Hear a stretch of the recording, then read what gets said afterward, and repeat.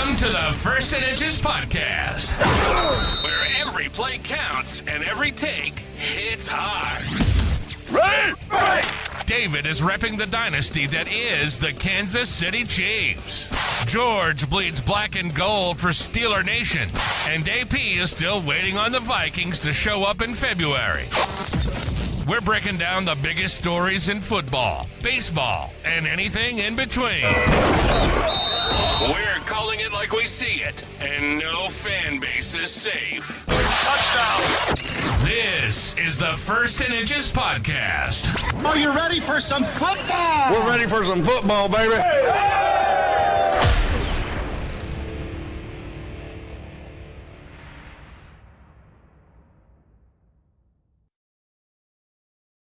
Hello and welcome back to the First and Inches podcast. Everybody, I am Jorge.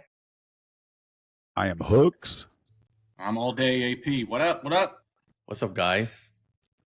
It's been a good week. Right before we got on, AP said he's got something coming for us, maybe some kind of present. That reminds me of the time that Kike Hernandez said, "Chúpate esa, haga lo que te traigo la otra." Do you guys know what that means? No. That was after his their championship last year. It means suck on that one while I bring you another one. Man, David, congratulations. Your Dodgers somehow made it happen. What the heck? What an exciting run through the three best teams in the MLB and also knock off Adams Reds in the process. So Kike yesterday at that where they were talking at the stadium, he said some stuff, and I'd read what he said to Christy, my wife, and she's like, he didn't say that, and then he really did say all that stuff. So I'm gonna apologize. I'm gonna apologize to absolutely effing nobody. So yeah, that is pretty exciting. You know, the Dodgers really didn't hit very well during the series. Had one of the lowest averages. But man, from top to bottom, their lineup just came in clutch. Ohtani had 3 home runs in the series, 9 walks. I mean, 9 walks in 7 games is pretty crazy. Will Smith hit that the game winner home run in the 7th inning of Game 7. Freddie had the walk-off home run in Game 3 in the 18-inning game. Betts had those 2 clutch RBIs in Game 6. Muncy had the Game 7 homer that was huge. Teoscar, clutch Game 7 RBI, 4 for 8 in Game 3. Edmonds even had some hits in Game 6 that were really clutch. Pejas had the clutch Game 6 hit, and then also that huge catch there at the end in the 9th inning of Game 7. And then Kike was 2 for 5 in Game 3. He didn't hit real well, but came in clutch. And then obviously Rojas with that 9th inning home run. At no point did I think he was hitting a home run. What about you guys? No. It's funny. I was sitting at the bar with 2 Dodger fans, right? And as you all probably know by now, I was rooting for the Blue Jays. Not because I was rooting against the Dodgers. I was really rooting for the Blue Jays. And 9th inning comes up, and the 2 Dodger fans are thinking, okay, I forgot who was before Kike. And they're thinking, okay, it's just 2 outs, and we're going to get to Ohtani. And I'm thinking, that's not who I'm worried about, Ohtani. You got to worry about these 2 guys now, the ones that you don't expect to do something, because they're going to catch you sleeping and do something. And as soon as I said that, man, home run. And I was like, you got to be freaking kidding me. Drop the hammer for sure. It was on a full count, too. So, it's like that's when you go into you're protecting the plate. You want to make sure that he doesn't get one by you. And you got to make sure you lay off anything bad, anything going out of the zone. And somehow this little just hangers remain in the zone. And he didn't hit it like he was protecting the plate. He put a good bat on it. And I mean, he didn't swing. He wasn't swinging for the fences. So it wasn't like one of those swings either. But he put a good battle on that. I was impressed. Did you see the guy who caught the ball in left field? Yeah, isn't like aren't they related? The guy that caught that Father and ball, son. and the one from Will Smith. Yeah, And the he guy thinks too, he's the one- sneaky, but there's too many cameras. He threw another ball in just to make the fans happy. Yeah, But man, I saw they're auctioning off both balls together, $2.5 million. For You think- real? they're worth That's what- more because they're together. Yeah, that's what he's at. I think they're asking for 2.5 because you can get Rojas and Will Smith's home run balls. Yeah, I mean, Little side note: does anybody know where Miguel Rojas first got started his career as a amateur free agent? Was he a Red? let me guess. And then he started his major league career with the Dodgers. Right there. They shipped him off. Just think, Hooks, had it not been for the Reds and their grooming him to be the guy he was, none of this would be possible. So, hat tip for this right here, the oldest franchise in all of professional baseball. And your boy, Miguel Rojas, 57 career home runs. That guy is not like he's got something to back into his, he's a little dangerous. But boy, did he. And you can argue that play, because he fell back, in the last half of that inning where he threw to the plate Will Smith's foot. I know we're jumping ahead here. He recovered so well that was just as impressive as the home run on that when he fielded that ball, because he lost his footing. He still just threw an absolute dagger for Will Smith. Yeah, I always when I think of Adam, when he mentioned grooming, I was like, man, Adam, grooming. Those are The two Reds words. are groomers. They sure are. we all know that what's his name? De La Cruz was 12 when they signed him. So hey, groomers. Anyway, yeah, I mean it was spectacular how clutch their hitting was, but I wasn't surprised. I really was not surprised. At no point did I think, oh, this game is over. 4-2, 4-3. I was like, man, you're going to have to battle every at bat with every hitter. These guys are smart, man. They're smart. They're not out there swinging, trying to hit home runs every at bat. They understand what the team needs. They understand the situation, and somehow, some way, they continue to come through. You keep saying, the best team didn't win. I know it's a big joke, but let's be honest. Whatever the record was at the end of the year, you got to account for injuries. You got to account for injury time. And that's they just wanted to make it into the playoffs. But top to bottom, I think the Dodgers had the best roster. Oh, bottom line. For sure. So, I mean, agree. you guys have. Let's keep going. There's someone at my door. Sorry, I'm the only one here. Hey, Yeah. You've heard that conversation with Joe Kelly where he's like, "Hey, I'm healthy enough to pitch," and they're like, "Nah, you need to be healthy." And Yeah. he was like, he's like, "I'm good," and he's like, "No, we seen you good. You give up 4 runs, get no outs. We want the Joe Kelly for the month of the playoffs." Yeah, and I mean, I think that they took that approach with most guys. It's like, we don't need you, and some of them are great. They're not Joe Kellys, right? They're great, but they thought, okay, you're going to be your greatest if you don't go out there when you're not 110%. My wife would be mad at me if she caught me saying 110% because she says that doesn't exist. But their 100% is a little bit more than other teams. Roster is 100%. So bottom line is they're pretty Sorry. they're pretty good when they're healthy. So I think we've talked about this when like a Snell or a Yoshi or any of those guys where they're not going to go out and throw 200 innings because the Dodgers just aren't going to use them that way. What's it look like, years down the line when they don't have the number of strikeouts, the numbers of wins, that kind of qualify you, get you 200 wins, get you, the number of strikeouts you need to make the Hall of Fame. But if you've had a great career and won 3 or 4 or 5 World Series championships, are they going to let those guys in, or are they going to hold them out because of the numbers? I think the numbers may become a thing of the past.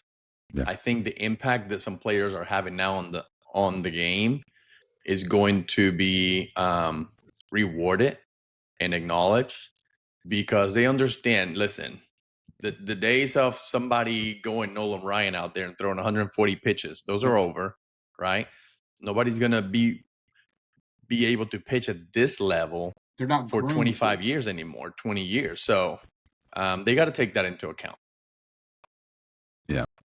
It'll be interesting. So, Adam, what about the Dodgers pitching defense? So great segue. I'll tell you this. That was, there was a great, fantastic movie that doesn't get enough credit, but it was Double Team with Jean-Claude Van Damme and Dennis Rodman. And Dennis Rodman's character, I forget his name, I think it was Yaz, made a great point. He says, offense gets the glory, but defense wins the game. And in this instance, for the Dodgers, it was the pitching that won the game. And they had by far some of the most dominant performances by a few different guys. Not everyone knows Yamamoto, but where I saw some doubts was when Glasnow was in. He absolutely dealt. Blake Snell dealt, and even Roki Sasaki. And that's what I'm going to ask you, Hooks, when I get done here.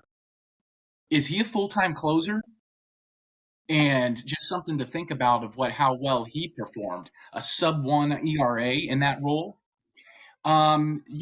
There's a stat called FIP, which is Fielding Independent Pitching. And it measures how effective a pitcher was with his controllable factors. So walks, strikeouts, hits, hit by pitches, right? And their FIP was 3.37. So that pretty much contextualizes how dominant that team was. It started with Yamamoto, and it ended with Roki Sasaki. I think what they did, and was brilliant, what Dave Roberts, how he constructed it. Now, I will tell you this. I don't know how the optics looked, and it doesn't matter because they won the World Series, but I wonder how that made Roki Sasaki feel when he didn't get called in, and instead they ran Yamamoto out there for 3 innings, right, to close out the game on 0 days rest. So I know we were talking about extending a pitcher's longevity, but that's unprecedented. They didn't do that back when Nolan Ryan was throwing. So I think what I saw from top to bottom, there was 14 different pitchers across the entire postseason. The highest ERA of that entire group came from that lefty, Bandana. He's more of the loogie guy, left-handed, one guy hitting only, that old role, which, of course, is not applicable anymore with the 3-batter minimum. But he had a 9.53 ERA across 5 innings.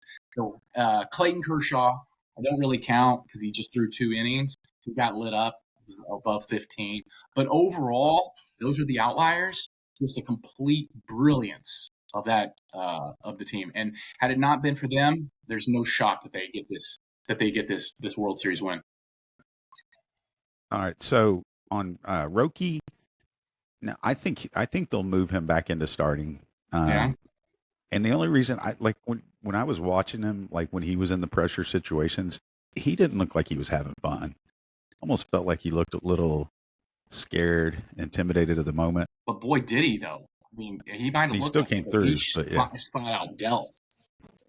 Yeah. I didn't feel the confidence that you feel with like a Kenley Jensen or Chapman, where they're just like, this is over. So, but as far as, it'll be interesting to see, if the Dodgers, I don't think the Dodgers will actually go after Skubal because Skubal is a Boris guy. But I don't know that I wouldn't be surprised if they would go after Skeens, if there's baseball in 27. So I don't know, man. How do you say his Emmett Sheehan? Is that how you say his name? Yep. Mm-hmm. I really like him. I like his profile. I know I've talked about this a lot. The 2021 draft, he was a 6th-round pick, I think, for the Dodgers. That draft will go down as the greatest draft in Major League Baseball history. You mark my words. I've said it. It will. Once it all materializes, it'll be the greatest draft. I'd like him in that 5 role in the fifth starter, because they've got their 4 guys, right? Yamamoto, Snell, Glasnow, and Ohtani. But are they going to run out 6 guys next year? Is that going to be a regular thing? I think so. Yeah. I think they'll probably run out 10 guys. Yeah, So I mean, Well, they Well, no, can. I meant in a continuous rotation, right? Are they going to have a 6-man rotation again? And I think it makes sense, especially with them expanding rosters to 26 and having 13 pitchers. And they can get Yeah. away with it because Otani, Major League Baseball's Jesus is, and he came through as a two-way player, so they got a little bit of maneuverability on how they construct the roster by the legal terms of Major League Baseball. So anyway, so it was a fantastic World Series. Like you said, the Dodgers didn't hit real well, but came up clutch. They pitched really well, came up clutch on the defensive side of the ball. So what about the Jays, Jorge? Tell me what you thought about the Jays World Series that you were cheering for. Listen, we all know they should have won that World Series. They had the chances, right? Mm-hmm. But one thing that they were I want to say inconsistent, but also predictable. So hear me out. This is what I think. They at times, like game 2 or maybe game 3, whatever, they had all those runs, were aggressive, right? Mhm. And then the Dodgers were able to adapt to that and make adjustments, right? So they couldn't stay aggressive for very long because then they used it against them. Then at times they were being very defensive, and the Dodgers were able to identify that and exploit that, right? Mm-hmm. Until it wasn't. So I think that the Blue Jays were just indecisive when it came to their plate discipline, and their indecisions cost them big time. Because if you're going to be aggressive, just be aggressive, own it. If you're going to be, defensive, then go for it. Play small ball, do what you got to do. But you can't be like not sure about what you're going to do. Like right? getting a lead off third base. Oh my gosh. Yeah, we're not. Now, I'll talk a little bit about that, right? But it's not as bad as I originally thought and how I felt initially when this happened. I was at the airport cussing, but, we'll leave that there. But before that, they were just indecisive. Like, are we going to do a hit and run? Are we going to steal on a full count with Guerrero at the plate because he has good plate discipline and understands that, he doesn't strike out very much? But they weren't all in. You have Springer kind of like, okay, well, do I go? Do I not? And then all that indecision cost them. And it cost them over and over and over, at least 4 times in the series, right? Yeah. If you're gonna throw out a hit and run out there, sign, you need to run, right? Yeah. If you're the runner, you don't have to worry about the hitting until you're running. You run. Worst case is he's gonna miss, and you need to be running to steal a bag, not to run to see, halfway ass down the line and see what happens. No, your job is to run. They didn't do that. When you have a hit and run, if you do, you got to hit the ball. I don't care if it's a bad pitch. You need to be Vladimir Guerrero Sr. and swing at that, right? Yeah. So that indecision cost them big time, and it cost them so many times. And then I get it. I get that what got them here, the Dante Bichette or Bo Bichette, sorry, all these kids of players. Yeah. The Bo Bichette season was great until it wasn't, and then you want to reward him with playing time, right? Because he's clutch and all that. But man, he can't even run. Like he was running slower than Giancarlo Stanton, right? He was slower than Kirk in that game. And he cost him a run, right? And then you think, well, you got to leave him in. And he hit a 3-run home run. Yeah, but I mean, if you think about it, when you put no pressure, what if that inning he scores, and that's that starts something else, right? And you maybe turn that inning into a 3-run inning, and then you don't need his home run. So maybe if he wasn't running and somebody else was running, but then you got to run the right way, right? Right. So let's go back to Falefa, and this was the 9th inning, right? Mm-hmm. Like, I get it. Listen, he was not too far off the bag, but you need to at least be as far as Muncy, because what you want to avoid is a line drive to Muncy and his glove beats you to the bag, right? Mm-hmm. So I get it if you don't want to take a secondary lead on the pitch, right? At least stay as far from the bag as Muncy is. I get that. He wasn't even doing that, right? He probably had another 2-3 feet to go before he was as far. And he only needed 6 inches for the game. Yeah. Like it's a complete catastrophe. Their third base coach is just a part to blame. He's got to remind this guy. I mean, everybody, even their manager, other players, they've got to tell him to get that extra lead. And it's Carlos, yeah, Carlos Febles. Listen, I know that Falefa is a veteran. He's been around. He's played a lot of positions, so he understands the game well. right. But Carlos, the third base coach, needs to also understand the situation and make sure that's his job to make sure that Falefa Right. knows what the situation is, what will happen when this happens and all that. Like, I know you don't have a lot of time. He's a third, but you know what? It's that important, man. It's that important. You're the winning run to the World Yeah. Series in 30 years. Is that important? So then let's talk about running the bases. Mhm. When's the last time you saw somebody run the first and slide feet first? Never, right? No, you're right. Like not even little kids do it. Like No, they'll slide all over the place, but they never slide at first base. that's why they've got And the this- sliding mitts now. That part right there. I mean, that's you Yeah. know. I mean, so he's got those oven mitts. So why in the hell does this dude run from third base home to win the game and he slides feet first? You got to run through that bag. Right. Okay, And the now I'm moment mad. was bigger than them. And if you think, there's debate about whether or not diving head first versus running through the bag is faster. I don't give a damn. Why you pick option 3? right, Pick 1, hell, pick 2. I don't freaking care. Why do you pick option 3 and you slide? And Well- then you slide like this, like you're trying to induce the umpire to call you safe or something. Like, are you freaking kidding me, man? I don't know if this dude's going to be in the roster next year. Right. I don't blame him. I think that they put him in a situation and everybody kind of like forgot what was going on, and then they forgot baseball. So I don't, you know what? Like, as much as the Dodgers deserve to win because they made the plays, right. the Blue Jays did not deserve to win because they didn't make the simple plays. It's okay to make a physical error. Like, I'm good with making physical errors all day, bouncer and you misplay it and whatever, but making mental errors like those are not winning baseball. So that's my 2 cents.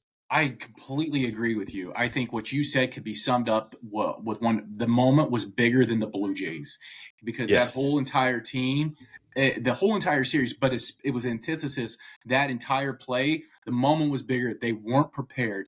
The Dodgers, they were prepared. They've been there before. The Jays, maybe if they go back there again, they're not going to make those errors because you can't make those errors. And it wasn't. I know you make a great point, Jorge. Well, it's not even the secondary lead. You made it summed up perfectly. Just go as far as Muncy, and he didn't even get half as far as Muncy. If he gets maybe a quarter of Muncy, this is a whole different conversation that we're having, and that's just unfortunately that's what it is. I can speak to that because that franchise right there, on April 15th or any other idle random day of the regular season, the moment's always bigger than that team. Yeah, 2 runs don't make it right. I get it. The night before, your dumbass Berger at second base gets doubled up because he doesn't read the ball well and he can't understand that. You know what? You're the tying run. You need to not give away an out. Like, play it better, right? So then you go all the way on the other side of the spectrum. Well, let's be super safe, and that also costs us. Yeah, So you can. Yeah, All right. couldn't agree So more. I just wish that we were super successful and this would get out there because I know that there's a fan out there that's like Adam for the Blue Jays. Oh, That like if that was the Reds, like oh, we'd probably be talking Adam off a ledge. I would come And so absolutely unglued.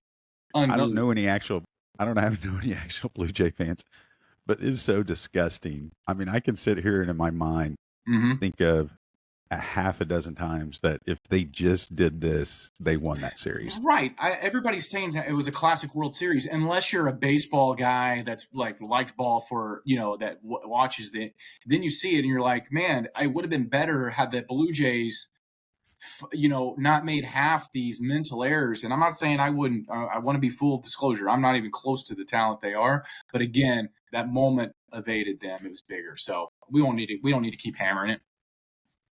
all right, congratulations to the Dodgers. Maybe Okay, they hold are on. a So dynasty. just to be clear, just hold on before we finish this up. Just to be clear, I did say, can the Dodgers get just lucky once, which they did.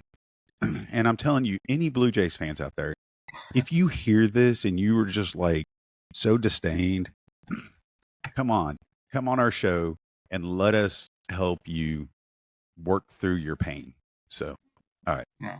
go ahead. Congratulations. Yeah. Baseball season's over. Let's move on. Let's talk about the first place Steelers with a You know- 2-game lead.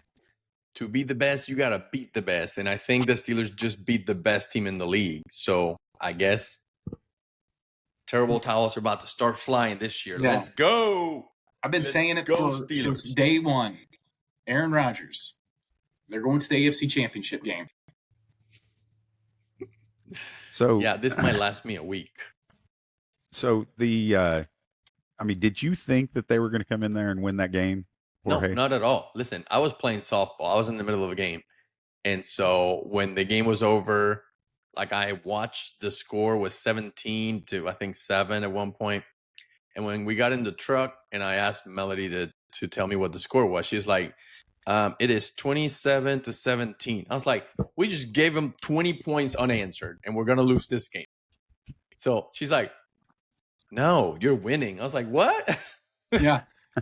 Well, Daniel Jones, Danny Dimes, pulled out his best Minnesota Viking impression whenever he was throwing. So he helped contribute to what did he throw? 3 or 4 interceptions, Jorge? I forget. I watched a little bit of the game. I don't know, but we appreciate every single one of them. Yeah. Yeah. But still, I think So one the- wasn't really his fault, though. So the Steelers have the Chargers this week, 2.5-point underdog at the Chargers. That's actually means they're pretty a pick'em game if it was neutral.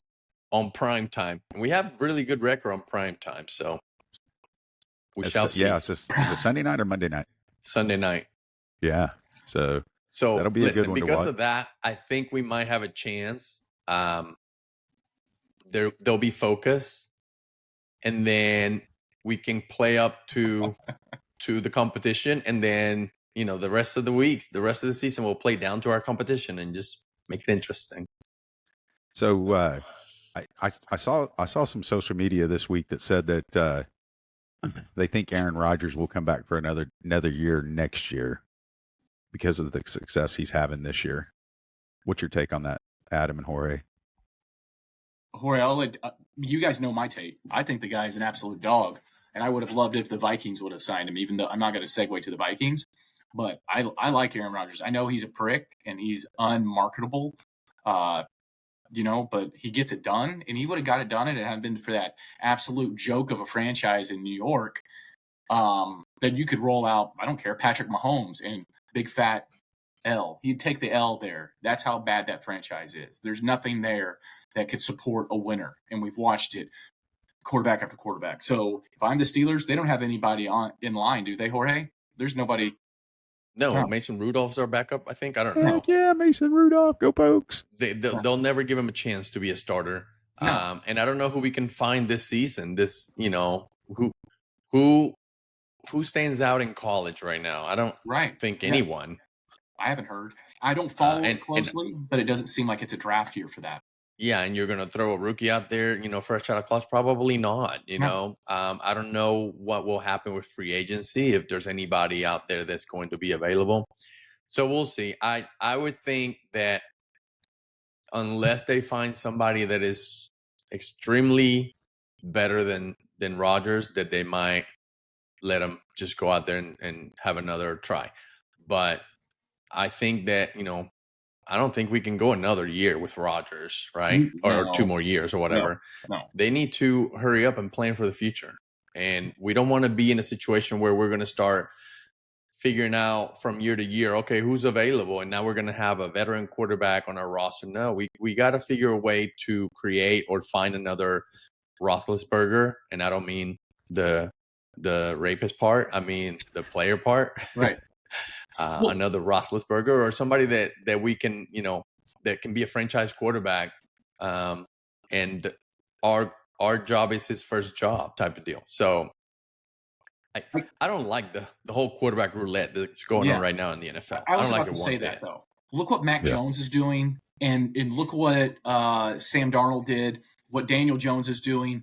So while you're right, it might not be a quarterback-friendly draft for the Steelers. There might be a guy like the Mac Jones, for example. He was in a bad system for him in New England. Now he's flourishing under Kyle Shanahan. I think a lot of that is the quarterback whisperer, Kyle Shanahan, KOC, but I don't know how that correlates or for the Steelers, but well, you're seeing a lot more of it, to your point. I don't like the carousel either, but there's a lot of teams that are having some success with that, rolling that guy. So maybe he's not a draft pick. And we've seen how is there anything more fickle than a quarterback, a rookie quarterback in the NFL? I mean, it is wild. And sometimes it takes years to develop.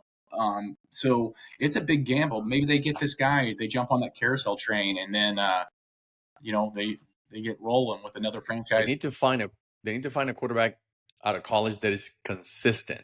And when we talk about consistency, the first person I think of is JJ McCarthy. How does he have 2 games with the same stats? Okay. So let me tell you, he brings, and I'm not a big, I'm an analytics guy, so the moxie, the intangible thing, I'm kind of like, I believe in totally. He's got that moxie. He does have, and even though they're fellow Michigan players, Tom Brady was saturating his love onto McCarthy. With McCarthy, he brings an edge about him that they haven't had. And whether it be his pregame ritual of the meditation, whether it be that dog look, like him looking at KOC, the postgame, in the game locker room speech, it doesn't matter. And you know who else you could find that? It was very similar to what they had. Well, let me back up. It's nothing similar. I take that back. He just needs to be just a scotch consistent, but he makes that throw that he had to Jalen Naylor, and it was a hell of a catch by Speedy. Hell of a catch. But to have that guts, because I don't think Sam Darnold makes that throw. Well, we know he doesn't make that throw because last year he absolutely choked in that game against the Lions, even though he's arguably the best quarterback in football right now by statistic measures.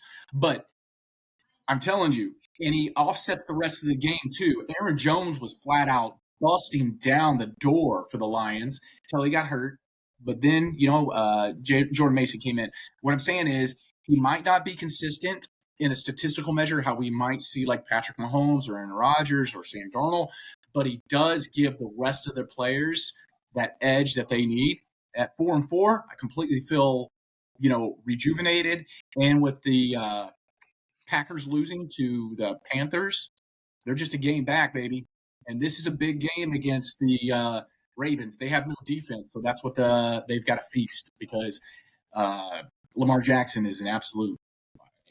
It looks like the Vikings are 4.5-point underdogs.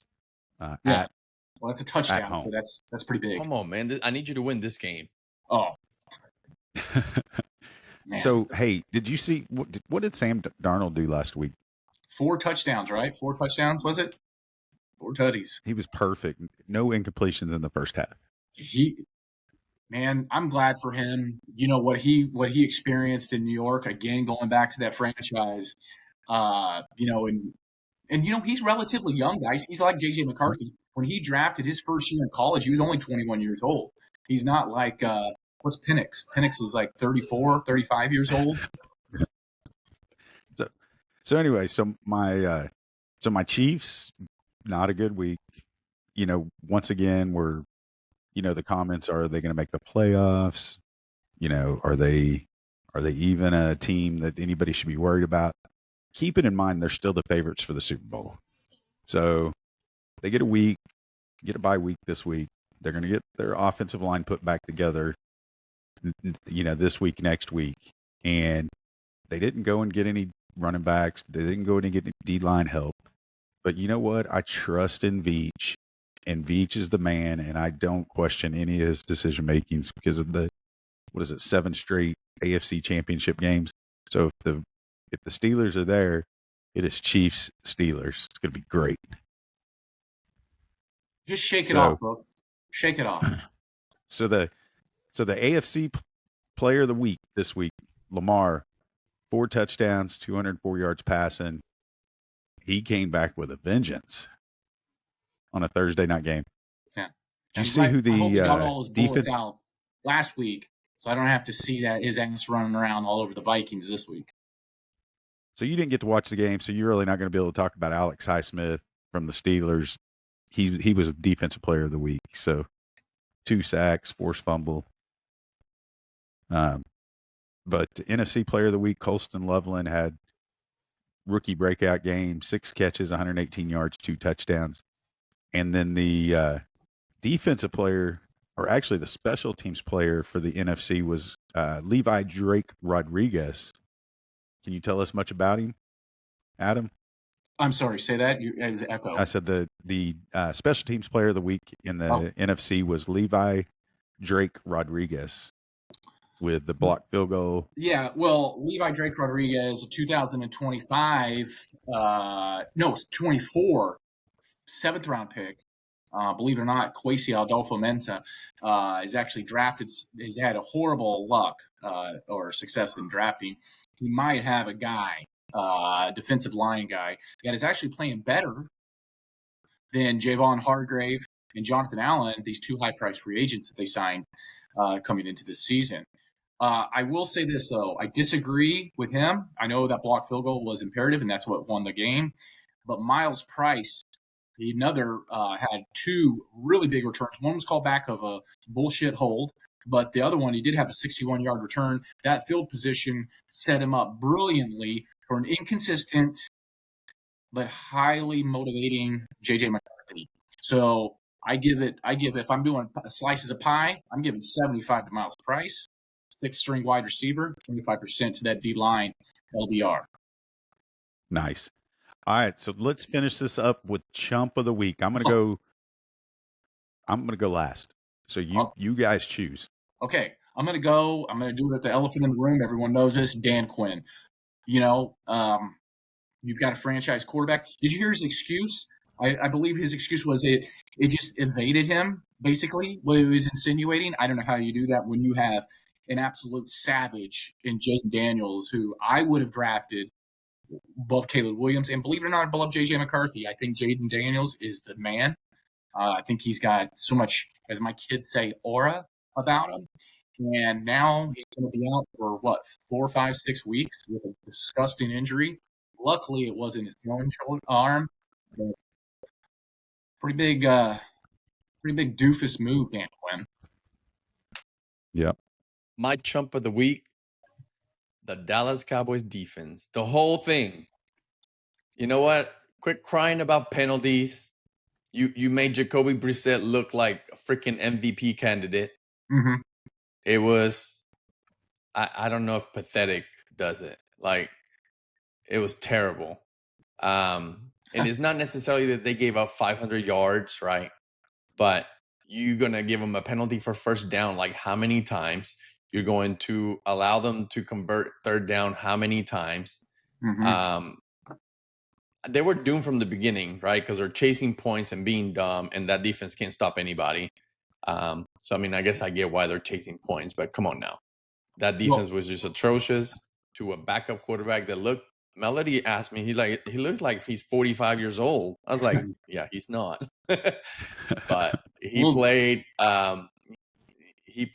they made him look good. That defense was just atrocious for the Cowboys.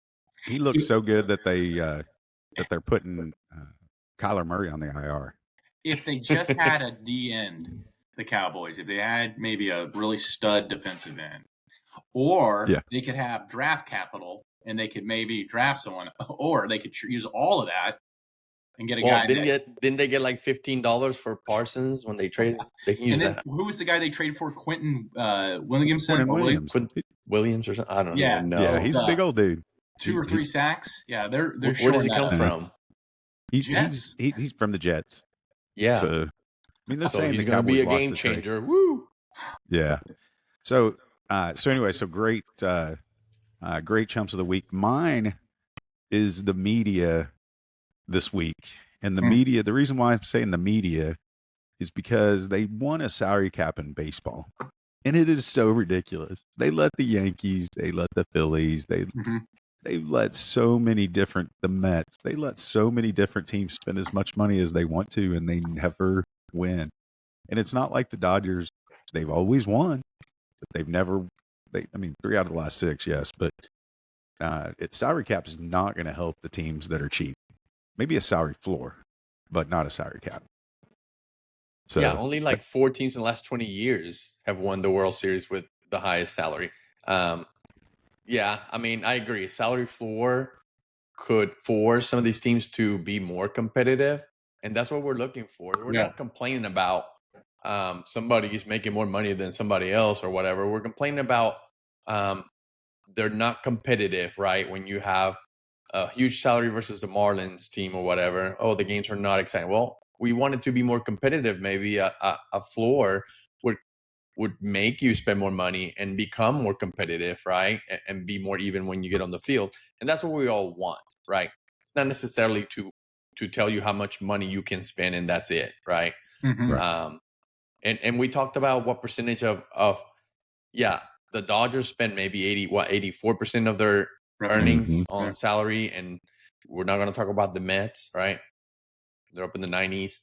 Yeah. But you got some teams that are spending 50, 40, 50, 60%. Like, come on, you have plenty of money to improve your team, put a better product on the field. So maybe a salary floor will do the trick. Yeah. All right. Great shows. Yeah. Great show, guys. Any last thoughts? You know, this week the Steelers are going to beat a good team, and then we're done for the year. Yeah. No, I'm good, man. I'm just I'm anxious to see how if they can carry this momentum against the Ravens. It'd be it's going to be something. All I right. guarantee you my Chiefs don't lose this week. Shake I it don't know. off, That bye Los, like I week said has earlier. been. I think the bye week is like 7-1 this year. So, all right, good game, good job, guys. Good show.